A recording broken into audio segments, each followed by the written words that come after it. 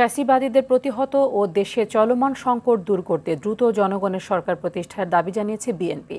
নিত্যপণ্যের দাম সহনীয় রাখা, আইনশৃঙ্খলা পরিস্থিতির উন্নতি ও নির্বাচনী রোডম্যাপ ঘোষণা সহ বিভিন্ন দাবিতে দেশের 4 জেলায় সমাবেশ করে এ দাবি জানায় দলটি। 25 ফেব্রুয়ারি পর্যন্ত 64 জেলায় সমাবেশ করবে তারা। জেলা প্রতিনিধিদের তথ্য ছবিতে আরও জানাচ্ছেন সাইদ মাহমুদ।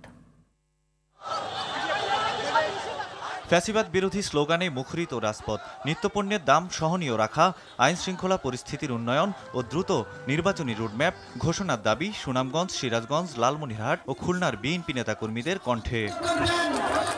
সুনামগঞ্জ শহরের পুরাতন বাস স্ট্যান্ড সংলগ্ন মাঠে জড়ো হয় দলের নেতাকর্মীরা। এ সময় বিএনপি চেয়ারপারসনের উপদেষ্টা এবং সিলেট সিটি কর্পোরেশনের সাবেক মেয়র আরিফুল হক চৌধুরী আগামী ডিসেম্বরের মধ্যেই নির্বাচন দাবি করেন।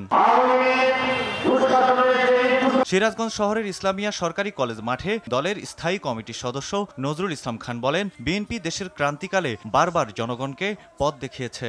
৭৫ সালে বললেন, আমি মেজর জেনারেল জিয়া বলছি, মানুষ আশ্বস্ত হয়েছে, দেশ ঘুরে দাঁড়িয়েছে, আমরা আবার বহুদলীয় গণতন্ত্র ফিরে পেয়েছি।